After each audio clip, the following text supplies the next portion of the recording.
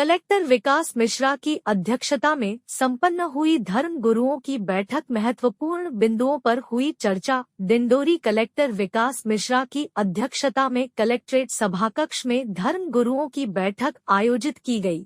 आयोजित बैठक में प्रधानमंत्री जनमन योजना के संबंध में विस्तृत चर्चा की गई। इसके बाद निर्वाचन के संबंध में चर्चा करते हुए धर्म गुरुओं से वोटर लिस्ट में नाम जुड़वाने में जिला प्रशासन का सहयोग करने की अपील की गई है, जिससे आगामी निर्वाचन में जिले में 90% वोटिंग का लक्ष्य पूरा हो सके। कलेक्टर मिश्रा ने धर्म गुरुओं को ग्रामीण व शहरी क्षेत्रों में खुले पड़े बोरवेल की जानकारी देने पर 500 रुपए इनाम देने के बारे में भी बताया। इसके साथ ही दसगात्र आदि कार्यक्रमों में शराब पीने की कुप्रथा के बारे में लोगों को जागरूक करने को कहा गया। शराब पीने से होने वाली जन व धनहानि के बारे में बताकर लोगों को जागरूक करने की अपील की गई है। इसके साथ ही नर्मदा नदी के किनारे शराब पीने व शराब की बोतल फेंकने वालों पर निगरानी रखने व उन्हें इसकी सूचना देने को कहा गया है।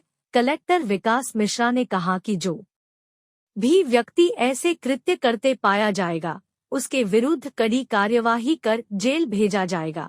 इसके उपरांत खुले में मांस मछली विक्रय पर रोक लगाने में प्रशासन का सहयोग करने हेतु धर्म गुरुओं से अपील की गई है। आयोजित बैठक में अपर कलेक्टर सरोधन सिंह, अतिरिक्त पुलिस अधीक्षक जगन्नाथ मरकाम, संयुक्त collector Sunil Shukla, deputy collector RP Tiwari, SDM Shahpura Nisha Napit, doctor Sunil Jain सहित सभी गुरुओं सहित विभागीय अधिकारी मौजूद थे। एक्चुअली धर्म गुरुओं की बैठक हमने इसलिए ली थी कि नए मुख्यमंत्री जी की बनने वाली जो पहली कैबिनेट में बैठक हुई थी उसके हमने कुछ कंप्लायंसेस कराए थे, तो मुझे उस कंप्लायंसेस पे उनका फीडबैक लेना था कि उनकी क्या मतलब राय है, कुछ बदलाव तो नहीं चाहते वो लोग। कुल 4 मुद्दों पर डिस्कशन हुआ। पहला तो माइक पे हुआ था, तो सभी धर्म गुरुओं की राय थी कि माइक पे जो हमने बैन किया था वो जारी रहे।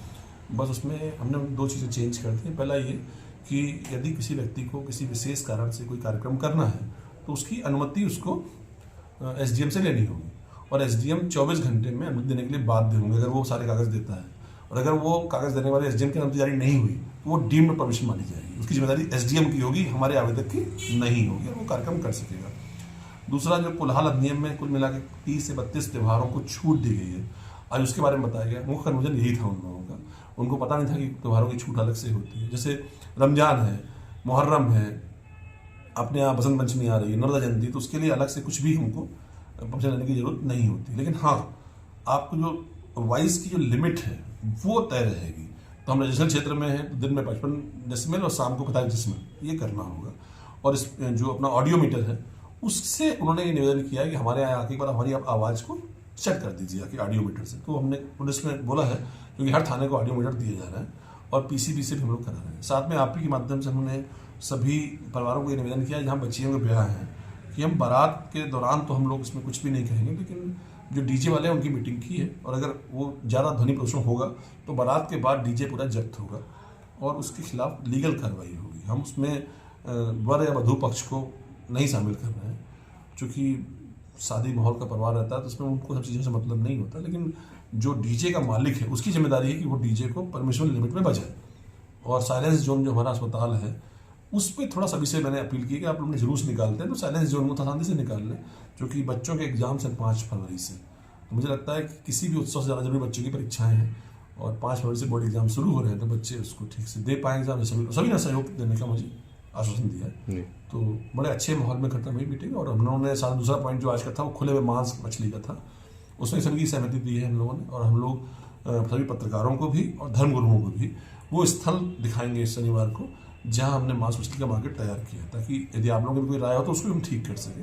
मेरा मानना है कि मांस मछली खाना जो है किसी व्यक्ति की व्यक्तिगत आज़ादी है, वो क्या खाना चाहता है उसका अपना फ्रीडम है, लेकिन उसका ऐसी है कि जो उसका विक्रय होगा उसको हम लोगों ने बड़ा स्पष्ट रूप से क्लियर किया कैसे होगा। तीसरा विषय शराब का था, तो नर्मदा जी के किनारे शराब नहीं बिकेगी, नहीं बिकेगी, तो उसके लिए आज हमने फाइनल कर लिया है पूरा।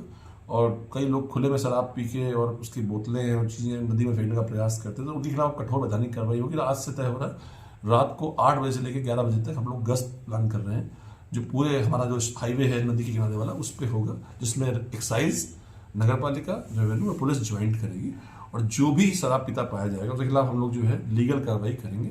जिसमें शांति भंग और लोगों की धार्मिक भावना से खिलवाड़ दोनों धाराएं शामिल होंगी और मिनिमम उसमें कोर्ट के थ्रू सजा होगी उनको। हम लोगों की आस्था से किसी को खिलवाड़ करने नहीं दे सकते। ये दूसरा पॉइंट था। तीसरा, बोर के बारे में बात हुई कि जो खुले में बोर हों, कहीं भी किसी के पास उपलब्ध हो तो बता दें हमको। अभी तक कोई सूचना हमको नहीं मिली है। इसका मतलब पीएचई ने ठीक काम किया होगा, बोर अच्छे से बंद किए होंगे।